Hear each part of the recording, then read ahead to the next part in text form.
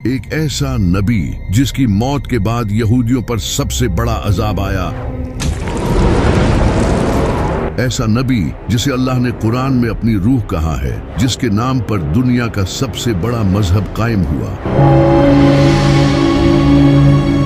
ایک ایسا نبی جسے ایسے معجزے دیے گئے تھے جو کسی اور نبی کو نہیں دیے گئے،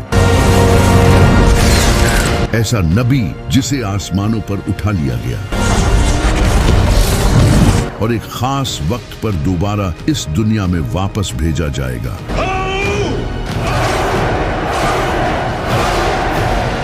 اس کا نام تھا حضرت عیسیٰ علیہ السلام۔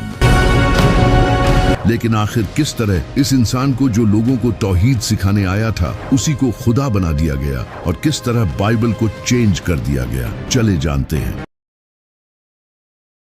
جب بنی اسرائیل کی حالت بہت ہی خراب ہو چکی تھی، ان کے اسکالرز کرپٹ ہو چکے تھے، انہوں نے کتابیں بدل دی تھی اور دنیاوی فائدے کے لیے دین بیچ رہے تھے۔ انہوں نے پورے دین کو ہی اپنے مطابق بدل دیا تھا۔ اوپر سے اس وقت فلسطین پر رومن امپائر کی حکومت تھی جو کہ یہودیوں پر بہت ظلم کرتی تھی۔ وہ ان سے بھاری ٹیکس لیتے تھے، ان سب کی حالت بہت خراب تھی، لیکن ان کی کتابوں میں ایک مسیحا کے آنے کا ذکر تھا جو انہیں اس ظلم سے آزاد کرے گا۔ تو اس وقت یہودی اس مسیحا کا انتظار کرنے لگے۔ وہ سمجھتے تھے کہ ان کا یہ مسیحا کسی پاورفل بادشاہ یا ایک واریر کی شکل میں آئے گا،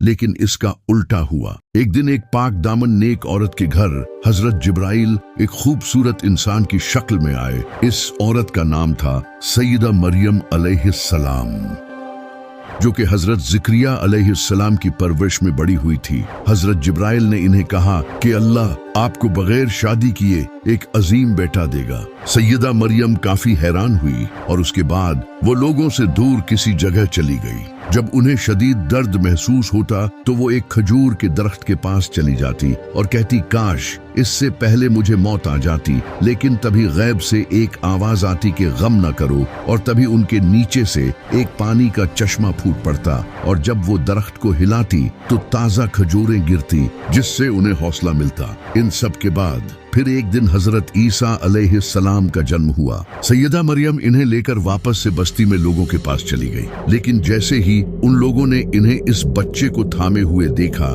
تو انہوں نے ان پر برے الزام لگانا شروع کر دیے، اور ہر انسان ان پر چیخنے چلانے لگا۔ یہ دیکھ کر سیدہ مریم پریشان ہونے لگی، لیکن تبھی اللہ کی طرف سے ایک معجزہ ہوا اور ان کی گود میں وہ بچہ بولنا شروع ہو گیا۔ یہ سن کر وہاں سبھی لوگ خاموش ہو گئے، ان کے چہرے حیران اور پریشان تھے، اور اس سے سیدہ مریم کی پاک دامنی ثابت ہو گئی۔ اس کے بعد سیدہ مریم نے حضرت عیسیٰ علیہ السلام کی پرورش کی۔ وہ بچپن سے ہی ایک نیک اور سادہ شریف انسان تھے۔ وہ کم کھانا کھاتے تھے، سادہ کپڑے پہنتے تھے اور اپنا زیادہ وقت عبادتوں میں گزارتے تھے۔ وہ مٹی کے پرندے بنا کر اللہ کی مدد سے انہیں زندہ کر دیتے تھے۔ ان کے پاس اتنا علم تھا کہ صرف 12 سال کی عمر میں ہی وہ اس وقت کے بڑے ٹیچرز کے ساتھ ایسی ڈیبیٹس کرتے تھے کہ ان کی عقل دنگ رہ جاتی تھی۔ اللہ نے انہیں کئی معجزے دیے تھے۔ جب حضرت عیسیٰ علیہ السلام تھوڑے بڑے ہوئے تو انہوں نے اللہ کا پیغام لوگوں تک پہنچانا شروع کیا۔ وہ لوگوں کو توحید سکھانے لگے اور حضرت موسیٰ علیہ السلام کے بتائے لاز سکھانے لگے جنہیں ان پریسٹ نے بدل دیا تھا، اور لوگوں کو ایک دوسرے کے ساتھ اچھائی کرنے کی تعلیم دینے لگے۔ جب لوگ ان کی نبوت پر شک کرتے تو وہ انہیں معجزہ دکھاتے۔ وہ اندھوں اور بہروں کو اللہ کی مدد سے بالکل ٹھیک کر دیتے تھے اور مردوں کو اللہ کی مدد سے زندہ کر دیتے تھے۔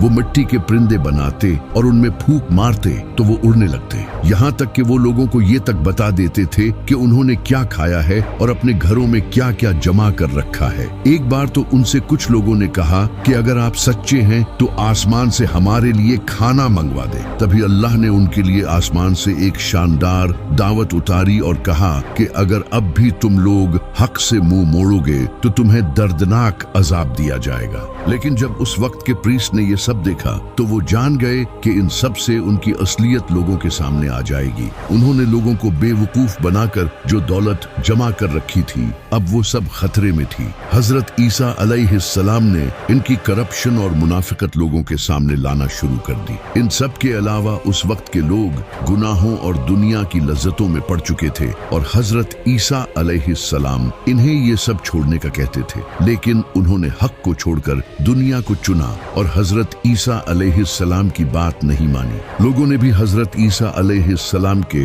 ये सब मूजिज़े देखने के बाद भी उनसे और मूजिज़ों की डिमांड की। हजरत ईसा अलैहिस्सलाम इनकी बातों से बहुत गुस्सा हुए कि इन सब मूजिज़ों के बाद भी तुम्हारे दिल हक को तस्लीम नहीं कर रहे, क्योंकि यहूदियों को ये लगता था कि उनका ये मसीहा एक पावरफुल बादशाह की सूरत में बड़ी फौज लेकर उन्हें बचाने आएगा। Free men!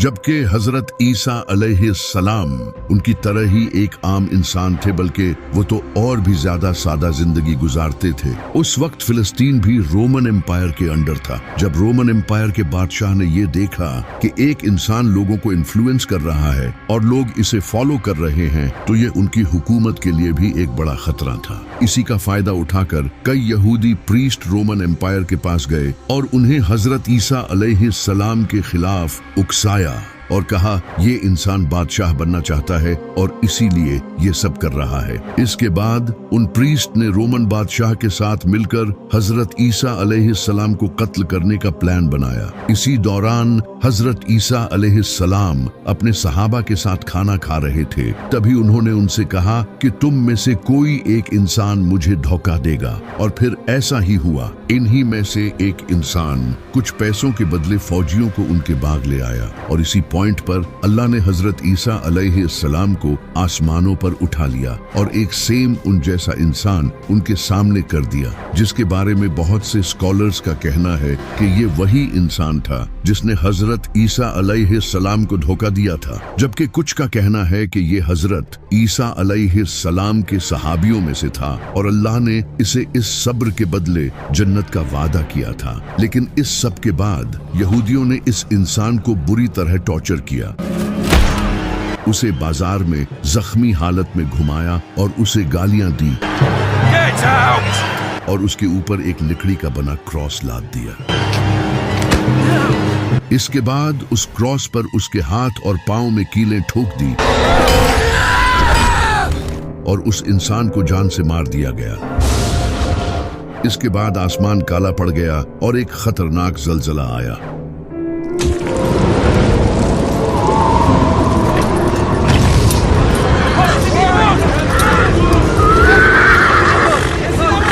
ये उन लोगों के लिए एक निशानी थी आने वाले अजाब की। लेकिन हजरत ईसा अलैहिस्सलाम को एक खास वक्त के लिए आसमानों पर उठा लिया गया है। अब वो दज्जाल का मुकाबला करने आएंगे, जिस पर हमने एक प्रॉपर वीडियो बनाई है। इस इंसान की मौत के बाद इनके साथियों के दरमियान डिस्कशन होने लग गई। इनके कुछ सहाबा ये मानते थे कि अल्लाह ने हजरत ईसा अलैहिस्सलाम को आसमानों पर उठा लिया है, जबकि कुछ का कहना था कि वो मर चुके हैं, जबकि कुछ का कहना था कि वो वापस आएंगे। इस तरह हजरत ईसा अलैहिस्सलाम के बारे में कहानियां फैलने लगी। एक फिरका हजरत ईसा अलैहिस्सलाम को अल्लाह का नबी मानता था, जबकि दूसरा फिरका इन्हें शहीद मानता था और तीसरे फिरके ने इन्हें अल्लाह का बेटा बना दिया। इस वक्त तक बाइबल एक बुक की फॉर्म में नहीं आई थी। लोगों को हजरत ईसा अलैहिस्सलाम की टीचिंग जुबानी याद थी और कुरान भी बिल्कुल ऐसे ही नाजिल हुआ था। आप सल्लल्लाहु अलैहि वसल्लम की वफात के कई साल बाद जाकर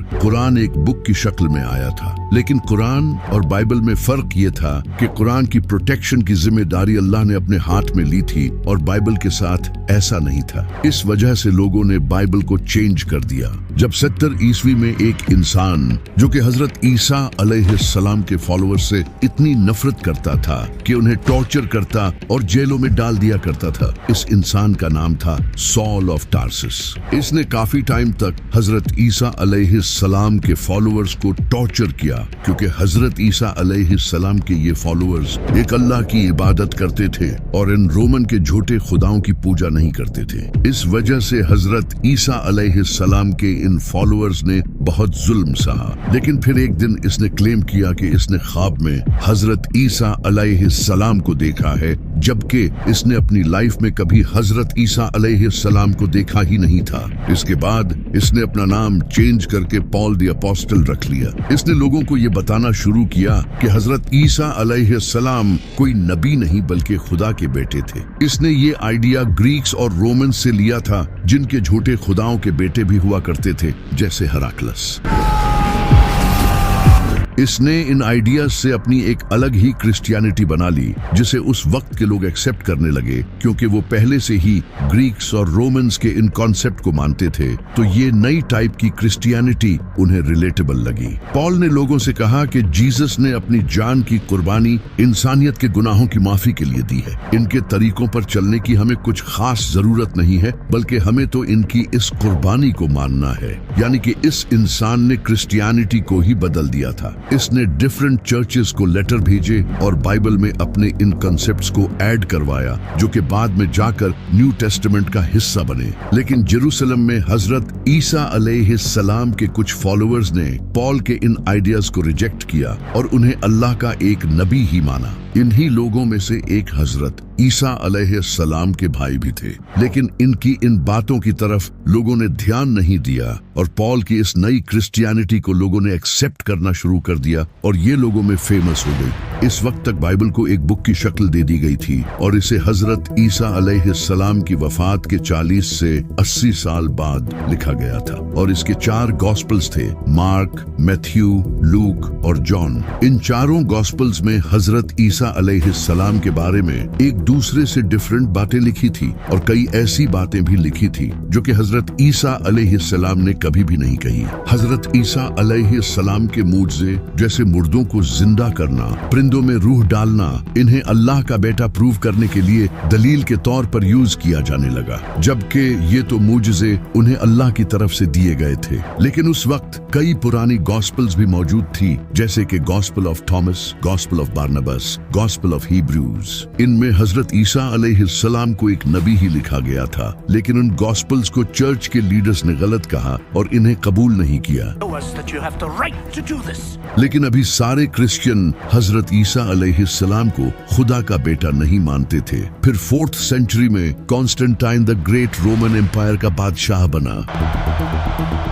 इस वक्त इसकी पूरी एम्पायर पॉलिटिक्स, जंग और रिलीजन की वजह से आपस में ही डिवाइड हो चुकी थी। तो इसने अपनी पूरी एम्पायर को यूनाइट करने के लिए लोगों को आजादी दे दी कि वो अपने रिलीजन को ओपनली फॉलो कर सकते हैं। ये पहली बार हुआ था कि क्रिश्चियनिटी भी एक रिलीजन बन चुकी थी जिसे लोग आजादी से फॉलो कर सकते थे। इससे पहले लोग क्रिश्चियंस पर जुल्म करते थे और इनके रिलीजन के भी खिलाफ थे। इस वक्त क्रिश्चियनिटी के 2 फिरके थे, एक जो हजरत ईसा अलैहिस्सलाम को नबी मानते थे, दूसरे जो इन्हें खुदा का बेटा मानते थे। इन्हीं फिरके में से एक इंसान खड़ा हुआ जिसका नाम था एरियस, जो कि लोगों को बताने लगा कि हजरत ईसा अलैहिस्सलाम अल्लाह के नबी थे, न कि उनके बेटे। इनकी बातों को कई लोगों का सपोर्ट भी मिला, लेकिन उस वक्त के चर्च के लीडर्स ने इसकी सख्त मुखालफत की, जो कि हजरत ईसा अलैहिस्सलाम को खुदा का बेटा मानते थे। इससे पूरी एम्पायर में कॉन्फ्लिक्ट पैदा हुआ और लोग एक दूसरे की मुखालफत करने लगे।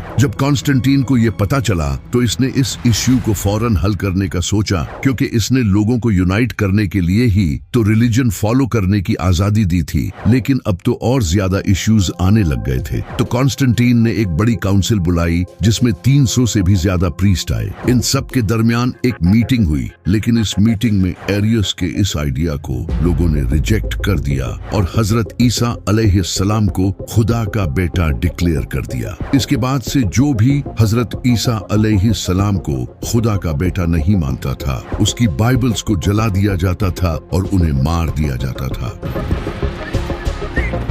इससे पूरी एम्पायर में एक ही क्रिश्चियनिटी कायम हुई, वो जो हजरत ईसा अलैहिस्सलाम को खुदा का बेटा मानते थे, ताकि लोगों के दरमियान इख्तिलाफ न हो। इस वक्त तक बाइबल के कई वर्जन्स मौजूद थे और लोग इन डिफरेंट वर्जन्स को पढ़ते थे, लेकिन चर्च को कोई एक बाइबल चाहिए थी। तो चर्च की काउंसिल ने 27 मुख्तलिफ बाइबल्स के वर्जन सिलेक्ट किए, जिनमें हजरत ईसा अलैहिस्सलाम को खुदा का बेटा बताया गया था और बाकी सारे वर्जन्स को जला दिया। इसी इसी वजह से आज बाइबल के कुछ ही पुराने वर्जन्स हैं जिनमें हजरत ईसा अलैहिस्सलाम को एक नबी बताया गया है। फिर जब बाइबल को लैटिन में ट्रांसलेट किया गया तो बाइबल का वो वर्जन रोमन कैथोलिक चर्च में ऑफिशियल डिक्लेयर कर दिया गया और इस तरह वो बाइबल पूरी दुनिया में फैल गई। फिर जब नबी सल्लल्लाहु अलैहि वसल्लम ने ऐलान नबुवत किया और लोगों को पता चलने लगा कि मक्का में एक नबी आए हैं, तो नजरान के कुछ क्रिश्चियन प्रीस्ट नबी सल्लल्लाहु अलैहि वसल्लम के पास आए।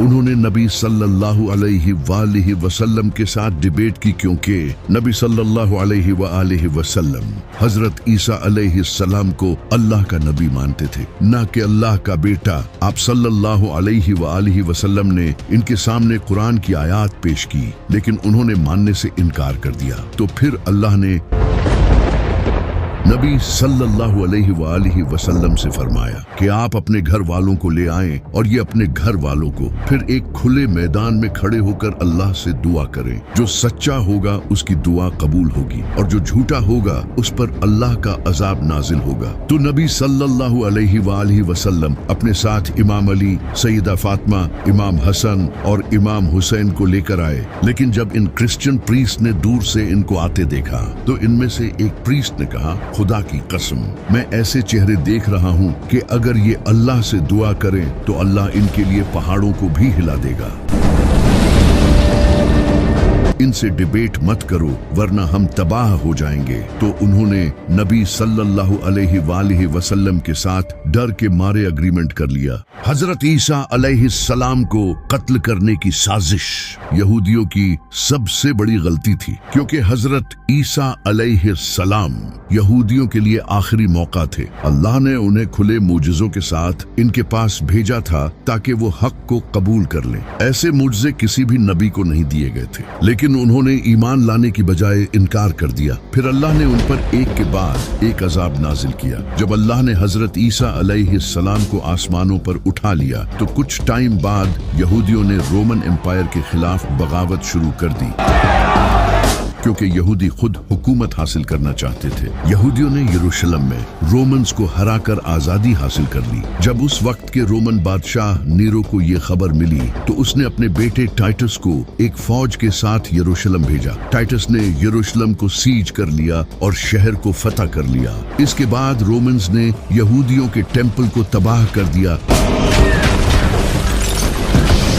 और ये हजरत ईसा अलैहिस्सलाम ने पहले ही बता दिया था, जो आज भी बाइबल में लिखा है। जब टेम्पल तबाह कर दिया गया तो इसकी एक दीवार बाकी रह गई जो आज तक मौजूद है, जिसे यहूदी चूमते हैं। यही वो वेस्टर्न वॉल है। सिर्फ टेम्पल ही नहीं, रोमन्स ने 10 लाख से ज्यादा यहूदियों को कत्ल कर दिया, हजारों यहूदियों को गुलाम बना लिया गया और आखिरकार इन्हें यरूशलेम से निकाल दिया गया, जिसके बाद यहूदी दुनिया भर में बिखर गए। इस वक्त यहूदी अब भी रोमन एम्पायर के अंडर थे। फिर एक दिन रोमन बादशाह कॉन्स्टेंटाइन ने क्रिश्चियनिटी कबूल कर ली और क्रिश्चियनिटी को रोमन एम्पायर का ऑफिशियल मजहब बना दिया। इसके बाद रोमन्स ने यहूदियों को मारना शुरू कर दिया, क्योंकि वो इन्हें हजरत ईसा अलैहिस्सलाम का कातिल समझते थे। यूं यहूदी और क्रिश्चियंस एक दूसरे के दुश्मन बन गए और ये दुश्मनी सदियों तक जारी रही। यहूदियों पर जुल्म होते रहे। फिर 15th सेंचुरी में कैथोलिक चर्च पूरे यूरोप का सबसे बड़ा चर्च बन गया और क्रिश्चियनिटी पूरे यूरोप में फैल गई। इसी वजह से स्पेन, इंग्लैंड, फ्रांस और जर्मनी जैसे कई कंट्रीज से